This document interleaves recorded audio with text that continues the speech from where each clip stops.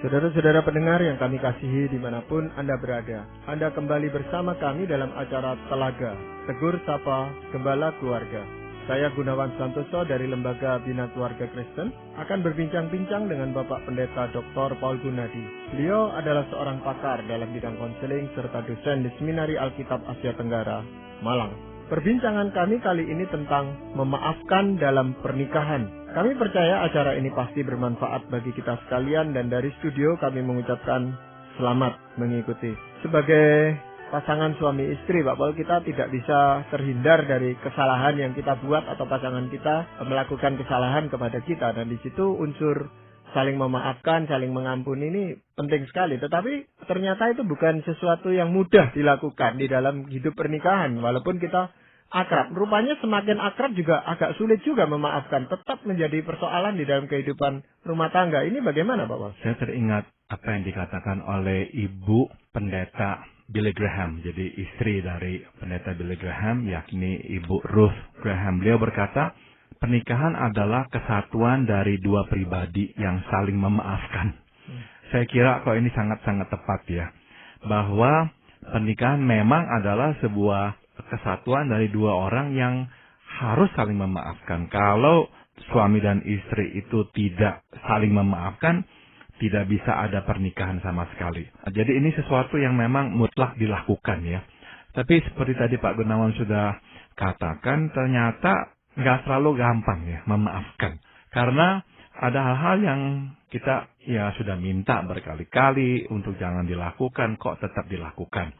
Nah sudah tentu kita juga mengerti ada hal-hal yang akan sangat sukar dimaafkan seperti pengkhianatan, perzinahan, membohongi kita dan sebagainya. Itu hal-hal yang sudah tentu akan makan waktu yang lebih panjang untuk memaafkan. Tapi kali ini kita tidak membicarakan hal-hal yang besar itu. Kita sedang membicarakan hal-hal yang lebih bersifat kecil ya, gaya hidup dan sebagainya.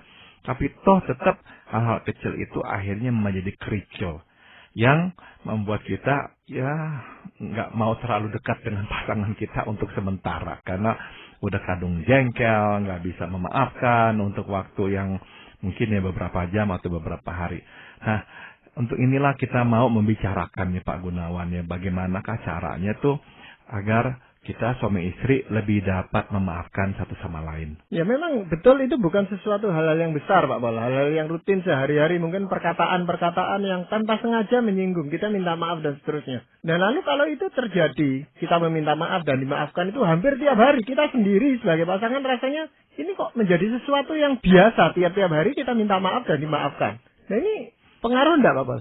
Sudah tentu emang akan memberi pengaruh ya Pak Gunawan. Sebab ya bagaimanapun juga kita berharap bahwa apa yang telah kita sampaikan, yang telah kita minta, ya tolong diperhatikan. Kalau kok diulang lagi ya akhirnya tetap ya akan mengganggu kita. Nah, marilah coba kita lihat ya beberapa hal yang mesti kita pahami tentang memaafkan ini. Mudah-mudahan dengan bertambahnya pemahaman kita akan lebih menolong kita memaafkan satu sama lain.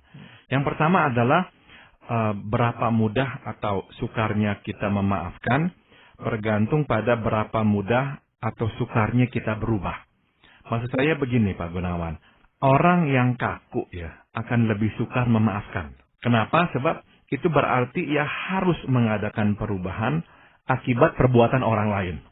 Misalnya kita nggak suka terlambat, kita suka semua tepat waktu. Nah kalau pasangan kita itu tuh molor lagi, terlambat lagi. Kan itu mengganggu kita. Mengganggu artinya apa tuh? Kita harus mengubah jadwal kita gara-gara pasangan kita terlambat. Nah, orang yang sangat kaku akan sukar mengadakan perubahan gaya hidupnya oleh karena orang lain. Nah, jadi waktu dia itu harus menerima misalkan keterlambatan pasangannya yang berulang kali, wah itu akan sangat susah sekali itu. Tapi sebaliknya, orang yang lebih fleksibel yang berkata, oke lah, terlambat seperempat jam, setengah jam, ya itu manusiawi lah. Nah, waktu pasangannya terlambat seperempat jam, setengah jam, ya udah dia nggak pusingin, dia nggak pikirin, sebab dia sudah menyiapkan rencana berikutnya, rencana alternatif. Kalau pasangan saya terlambat, ya udah saya akan begini, saya akan baca buku, saya akan tunggu, saya akan lihat-lihat dulu ke toko atau apa. Nah, jadi orang yang fleksibel akan lebih mudah memaafkan. Sebaliknya orang yang kaku lebih susah memaafkan karena dia harus mengubah tata cara hidupnya gara-gara orang lain. Nah, itu tuh yang menyulitkannya untuk memaafkan. Ya, tapi itu bisa ditanggapi dalam dua sisi yang berbeda gitu Pak. Satu sisi kita mungkin dianggap terlalu lemah. Ya. Jadi artinya ya tidak apa-apa lah terlambat atau tidak apa-apa lah saya ngomong gini didiamkan aja kok gitu. Tapi di sisi yang lain kita juga mungkin kesulitan menghadapi istri harus fleksibel seperti ini, tetapi kan itu tidak bisa kita terapkan pada pihak lain yang bukan istri kita gitu. Nah, jadi dalam pernikahan kita memang harus melihat pasangan kita itu tuh secara utuh ya. Bahwa lah dia punya kelemahan misalkan ya dalam soal keterlambatan ini. Tapi bukankah dalam hal-hal yang lain dia justru sangat baik. Jadi anggap sajalah ini nih 10% dari pernikahan. Mengganggu kita ya betul mengganggu. Tapi ya ini hanya 10%. Sebab 90%-nya kok baik. Ya udah kita solati yang 90%-nya. Hargai yang 90%-nya. Dan terima yang 10% yang mengganggu ini. Tapi kalau kita orangnya kaku, kita nggak bisa terima yang 10% itu tuh. Kita tetap berkata, kamu kenapa nggak bisa? Saya bisa kok tepat waktu. Kamu kok nggak bisa tepat waktu? Jadi kita mesti juga akhirnya berkata ya. Kalau kita udah beritahukan dia berkali-kali, bulan demi bulan, jangan terlambat lah apa, tetap aja selalu dah seperempat jam lah terlambat, setengah jam lah terlambat. Akhirnya apa yang harus kita lakukan? Udah, biarkan. Daripada akhirnya itu menjadi bahan keributan setiap kali. Akhirnya kita berkata, ya udah masih ada 90% ini yang memang baik, saya hargai. Yang 10% ya udahlah saya terima. Udah nggak persoalkan lagi. Tapi di dalam hal itu kan intinya kita bukan memaafkan kesalahannya, tetapi kita menerima kekurangannya jadinya Bapak. Betul, jadi kita harus menerima kekurangannya dan memaafkan dalam pengertian kalau awalnya kita melihat ini sebagai sebuah kesalahan yang dilakukan untuk kita ya atau terhadap kita, sekarang kita waktu berkata oke lah saya maafkan dan nggak lagi mempersoalkan, kita nggak melihat itu sebagai sebuah kesalahan yang dilakukan terhadap kita lagi. Nah tapi orang yang nggak bisa memaafkan akan berkata ini memang nih dilakukannya nih untuk melawan saya, membuat saya marah lah, menjengkelkan saya lah apa. Nah, jadi akhirnya semua terhadap saya. Nah, ini nih yang memang perlu diubah. Ya, apakah ada hal yang lain? Bagaimana kita harus mengembangkan sikap yang toleran seperti itu, Pak Bos? Nah, yang berikut adalah berapa tepatnya kita menilai keseriusan suatu kesalahan juga akan mempengaruhi pemberian maaf. Misalnya ya, jadi jika kita secara membabi buta menganggap semua kesalahan sebagai kesalahan yang serius, maka kita akan sulit memberi maaf. Ya, jadi setiap hal kecil semuanya kesalahan besar dan serius. Ya berarti semua hal susah kita maafkan. Sebab nggak ada lagi besar kecil, semua sama besarnya. Maka penting sekali kita itu tuh bisa menilai sebuah perbuatan dengan tepat gitu. Jangan menganggap semua sama seriusnya. Enggak, ya ada derajatnya. Enggak semuanya sama. Jadi sebelum kita bereaksi, ya marah atau apa, coba ya berdiam diri dulu. Nah, kerap kali setelah berdiam diri untuk sesaat, kita akan dapat melihat masalah dengan lebih jernih. Ya, bukankah kesalahan yang kerap dilakukan lebih bersifat gaya hidup atau kebiasaan yang berbeda? Ya, bukan sebuah kesalahan moral, dosa atau apa. Jadi ya udah dah, anggaplah itu sebagai sebuah perbedaan gaya hidup, bukan sebuah kesalahan moral. Ya, ini biasanya terjadi perbedaan pandangan gitu Pak. Bagi yang melakukan kesalahan itu dianggap kesalahan ini kecil, gitu aja kok marah gitu. Tapi buat kita yang kena dampaknya ini merasa itu sesuatu yang serius. Nah, ini mempertemukannya bagaimana Pak? Saya kira langkah pertama adalah justru kita nggak boleh meributkannya. Jangan sampai kita membuka mulut. Jadi langkah pertama coba diam dulu. Tenangkan hati dulu. Sebab yang membuat masalah itu di mata kita besar ya. Sebetulnya itu bukanlah pandangan mental kita. Pandangan kognitif atau rasional kita. Bukan. Melainkan reaksi emosional kita. Sebetulnya itu tuh. Yang benar-benar tuh menggelembungkan masalah menjadi besar. Reaksi emosional kita. Maka saya anjurkan kita tenangkan diri. Kita diam dulu. pikirkan lagi baik-baik. Nah, seringkali setelah kita tenang, kita melihat dengan lebih jernih dan akhirnya iya ya, nggak begini besar kok ini masalah. Kenapa sih saya harus persoalkan? Tapi kalau langsung kita buka mulut, langsung marah, kebetulan pasangan kita juga nggak terima, malah juga marah. Udah dah, kita malah tambah marah, kesalahan itu di mata kita tambah besar. Jadi penting ya ada jeda, tenangkan diri supaya bisa melihat masalah dengan lebih tepat. Nah, kalau seandainya kita sudah meluangkan waktu sejenak, tapi kita tetap melihat ini suatu masalah yang besar, dan pasangan kita melihat itu bukan sesuatu yang besar, bagaimana Pak? Ada cara yang bisa kita lakukan, yaitu kita memberikan sebuah contoh. Kita gunakan hal yang memang besar buat pasangan kita, tapi kecil di mata kita. Kita berikan dia contoh. Bukankah untuk masalah itu, nah di matamu sangat besar, tapi di mataku kecil. Tapi karena aku tahu masalah ini besar bagimu, ya aku coba untuk koreksi. Meskipun sekali lagi ya, buatku itu bukan masalah besar. Tapi karena ini memang penting buatmu, ya udah, aku ikuti. Nah, jadi kan kita memang bisa berbeda dalam menilai sesuatu. Coba tolong juga perhatikan dong yang aku inginkan. Nah, dengan cara begitu tuh, pasangan biasanya akan lebih mudah mengerti. Ya, jadi tetap harus ada suatu dialog antara pasangan itu Pak, boleh untuk menyelesaikan masalah ini. Betul sekali ya, jangan sampai akhirnya tuh malah saling mendiamkan, nggak mau lagi membicarakannya, berarti nggak selesai ya. Dengan adanya dialog kita paksa ngomong, nah akhirnya ya kita bisa menemukan jalan keluarnya. Ya, atau kita memberikan alasan yang tepat kenapa kita menganggap ini sesuatu yang penting buat kita atau sesuatu yang besar buat kita gitu Pak. Betul. Jadi kalau memang ini besar atau penting buat kita, ya kita mesti beritahukan alasannya. Namun, tadi yang sudah saya singgung, kita juga mesti introspeksi diri. Apakah semua hal besar buat kita? Ada orang yang begitu, Pak Gunawan. Semua hal besar buat dia. Jadi pasangannya akan bingung, semua hal besar.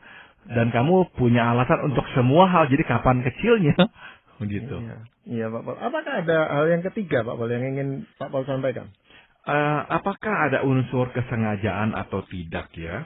Nah, kalau melihat ya ada unsur kesengajaan, sudah tentu tuh akan lebih susah kita maafkan ya perbuatan pasangan kita. Nah, namun ada sebagian dari kita yang menganggap bahwa semua kesalahan dilakukan dengan sengaja untuk membuat kita marah.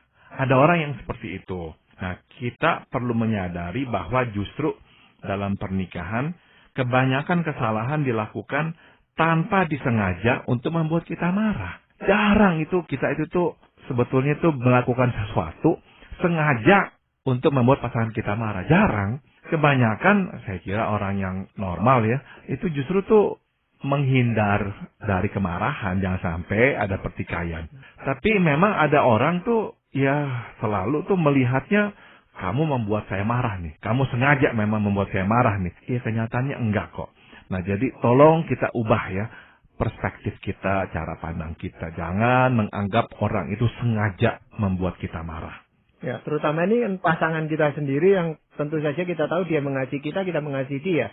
Jadi sebenarnya tidak ada alasan untuk mengatakan bahwa dia sengaja melukai hati kita atau sengaja membuat kita marah sebenarnya, Pak Paul. Betul, jadi kita mestilah tetap percaya bahwa pasangan kita ini sebetulnya mengasihi kita. Dia itu tuh nggak ada niat seburuk itu seperti yang kita duga. Jangan selalu menduga sampai jauh seperti itu ya. Pasangan sengaja mau menyakiti kita. Tidak ya, kebanyakan tidak. Hanya dalam pernikahan yang sudah sangat buruk, kemarahan itu sudah terlalu besar. Ya, besar kemungkinan waktu seseorang melakukan sesuatu itu disengaja untuk menyakiti hati pasangannya. Itu betul. Tapi dalam pernikahan yang normal-normal ya selalu ada ketidakcocokan atau apa ya itu wajar ya. Jangan menuduh pasti ada niat jahat mau membuat kita marah. Ya, tetapi kesalahan yang berulang kali itu kadang-kadang dan sama itu seringkali yang membuat kita jengkel gitu loh Pak Paul. Rasanya kok tidak selesai-selesai ini gitu loh. Betul.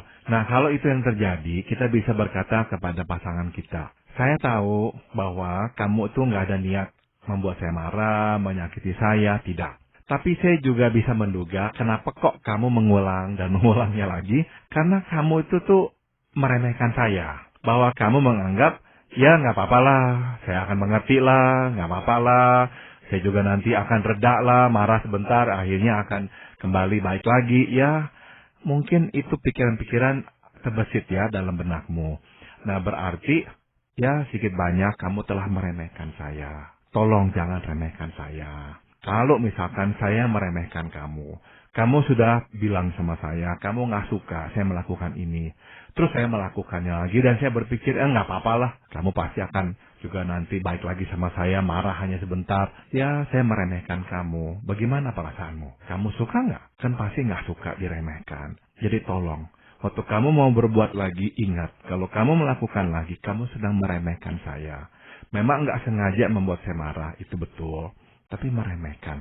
Nah, apakah kamu tetap mau meremehkan saya? Nah, itulah cara kita menyampaikannya kepada pasangan. Mudah-mudahan dengan cara ini, ya dia lebih tersadarkan lah. Ya, tapi kalau dikatakan meremehkan, ya pasti dia mengatakan enggak. Jadi enggak ada maksud untuk meremehkan, ya. Hanya ini satu kekhilafan itu. Tapi kekhilafan yang berulang-ulang kali gitu, Pak Pol. Kalau berulang kali kekhilafan, saya tetap memang akan ya mengatakan ada unsur meremehkannya.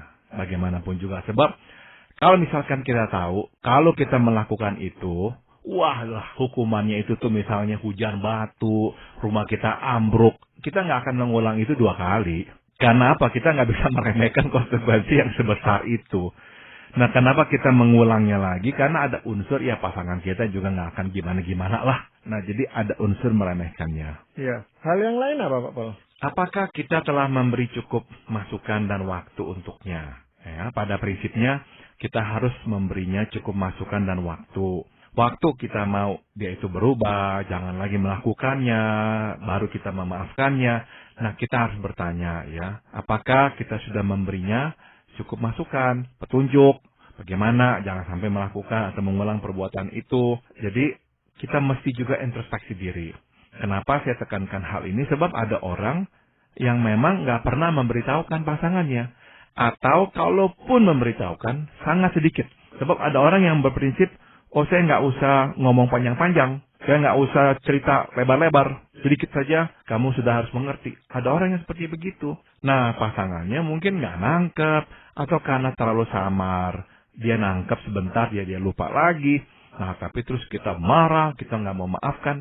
Nah, itu salah. Maka sebelum kita marah atau apa, coba tanya. Sudahkah saya itu tuh cukup memberitahukannya? Benar-benar cukup nggak? Nah, untuk memastikan kita bisa tanya kepada pasangan kita. Kamu dengar nggak waktu saya ngomong? Kamu mengerti nggak waktu saya katakan ini? Apakah saya belum pernah meminta ini kepadamu sebelumnya? Jadi, nah, kita mendapatkan tanggapan.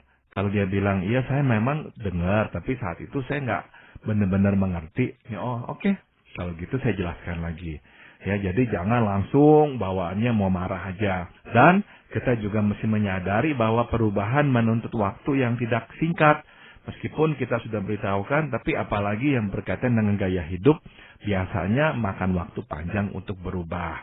Jadi ya bersabarlah dan maafkanlah. Ya, itu seringkali memang ada suatu pandangan yang relatif gitu Pak Boleh. Buat saya atau buat kita yang memberitahu itu dianggap sudah seharusnya dia ngerti gitu. Atau bahkan kita tanpa memberitahu pun diharapkan pasangan kita itu mengerti bahwa kita tidak suka itu atau kita suka yang tertentu gitu Pak Pol. Tapi di pihak yang lain dia tidak punya tanggapan yang sama. Dia mengatakan saya tidak ngerti itu gitu loh. Tapi tidak ngerti kok berkali-kali gitu. Ini masalah. Maka pernikahan sebetulnya ya bisa kita katakan sebuah seni menghidupi hidup orang lain. Sebetulnya itu tuh. Sebab waktu misalkan pasangan berkata, saya itu tuh terluka atau saya itu tuh sakit hati waktu kamu berkata begini dan sebagainya. Memang ya kita bisa selalu menjawab, ya salahmu, kenapa engkau harus sakit hati? Saya nggak ada maksud menyakitimu atau apa. Tapi kan faktanya adalah dia merasa demikian karena kita mengatakan hal tertentu. Nah, untuk pernikahan itu bisa rukun, bisa jalan, kita memang harus belajar memasukkan diri kita pada diri pasangan kita dan menghidupi hidupnya juga.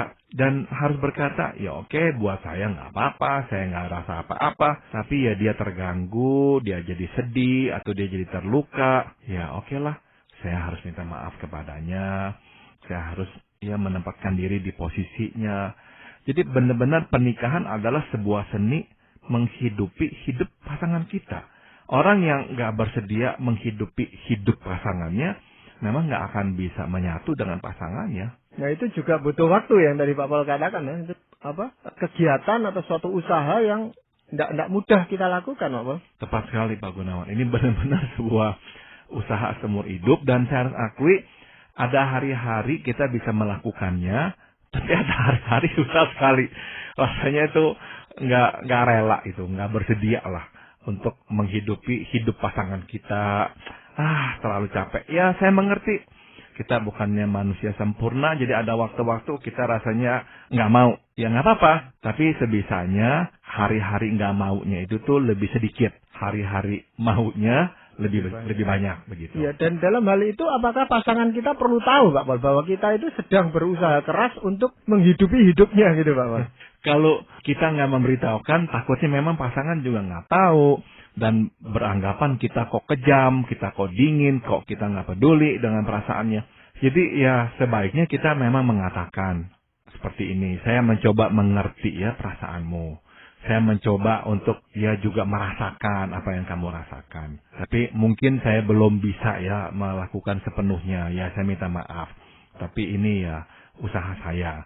Nah dengan kita mengomunikasikan hal itu, mudah-mudahan pasangan juga bisa melihat dia kok berusaha, ya udah saya harus terima ya meskipun belum sempurna hasilnya. Ya dan itu memotivasi pasangan kita untuk juga berusaha menghidupi hidup kita gitu Pak Paul ya. Betul. Sebab ini timbal balik Pak Gunawan. Saya harus akui kalau kita hanya sendirian melakukannya dan pasangan kita kok nggak mau menghidupi kehidupan kita, lama-lama ya semangat kita akan makin menurun. Akhirnya kita berkata, buat apa? Saya saja yang harus mengertimu, kamu nggak mau mengerti diriku. Ya, dan peranan pujian atau ya motivasi atau dorongan tadi itu seberapa jauh Pak Paul dalam hubungan ini? Oh, sangat penting Pak Gunawan. Jadi kalau kita itu tuh menerima pujian ya, atau kita memberinya pujian atau dorongan, maka pasangan kita akan lebih cepat dan termotivasi untuk berubah ya. Jadi waktu memberi maaf, berilah pujian dan dorongan pula. Kita maafkan kesalahannya, oke, tapi kita juga puji perbuatan baiknya, usahanya.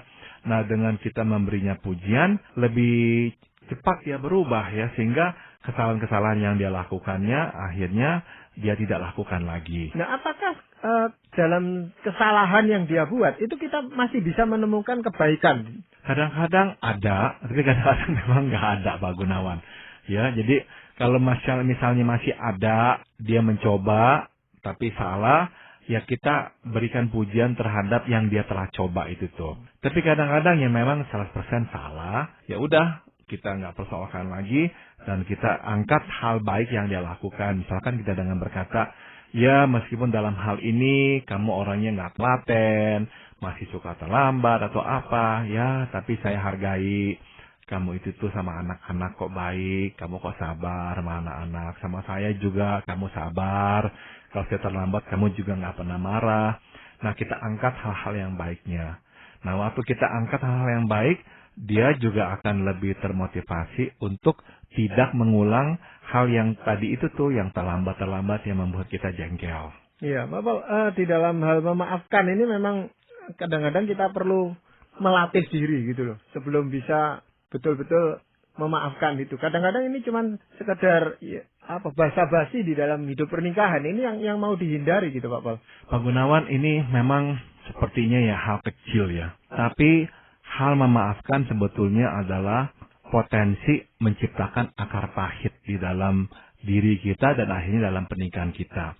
Maka kita mesti bersihkan akar-akar pahit ini. Jangan malah menumpukannya. Satu lama-lama benar-benar itu menjadi akar pahit yang masuk ke dalam hati kita dan akhirnya benar-benar memisahkan kita dari pasangan. Ya, tetapi kalau kita mengungkapkan itu dalam jangka waktu yang singkat dan terlalu sering kita mengungkapkan kesalahan pasangan kita, itu kan juga menimbulkan akar pahit, Pak.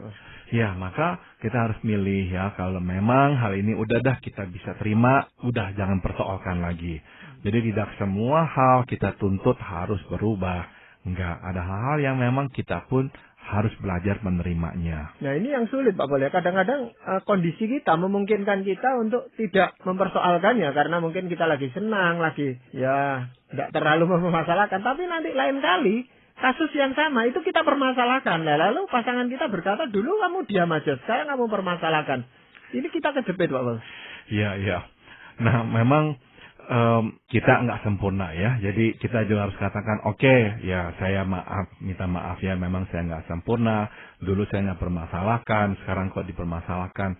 Namun ya kita cobalah untuk sebisanya tutup, kita nggak persoalkan, kita bicarakan, kita selesaikan, udah kita tinggalkan. Seharusnya memang begitu. Iya Pak Pol, dalam kaitan ini apakah ada ayat firman Tuhan yang ingin Pak Pol sampaikan? Saya akan bacakan dari Matius 6, 14 dan 15. Karena jikalau kamu mengampuni kesalahan orang, Bapamu yang di sorga akan mengampuni kamu juga. Tapi jikalau kamu tidak mengampuni orang, Bapamu juga tidak akan mengampuni kesalahanmu. Ini benar-benar sebuah perkataan yang keras dari Tuhan ya. Jadi kalau kita nggak mengampuni, Tuhan pun nggak mengampuni kita. Kenapa? Nomor satu, karena Tuhan Allah pengampun. Kita bisa diterima di hadapan Tuhan karena Tuhan mengampuni kita. Maka ini haruslah juga menjadi ciri khas orang Kristen. Mengampuni, bukan mendendam. Dan yang kedua, tadi saya sudah singgung. Kalau kita menendam, nggak mau mengampuni, itu benar-benar menjadi kumpulan akar pahit. Yang merusak hidup kita dan akhirnya merusak pernikahan kita. Jadi jangan meremehkan pemberian maaf ini. Jangan. Haruslah kita berusaha sebisa-bisanya memaafkan. Karena kalau tidak, ini akan meracuni hidup kita. Ya, ini sejalan dengan doa Tuhan Yesus sendiri dalam doa Bapa kami, Pak Pol ya, yang mengatakan ampunilah kesalahan kami seperti kami juga mengampuni orang yang bersalah kepada kami. Tepat sekali. Dan ini harus dipraktekkan lebih dahulu dengan pasangan pernikahan kita itu kan? Tepat sekali, Pak Gunawan. Iya, terima kasih sekali Pak Pol untuk perbincangan kali ini, dan para pendengar sekalian, kami mengucapkan banyak terima kasih Anda telah mengikuti perbincangan kami dengan Bapak Pendeta Dr. Paul Gunadi dalam acara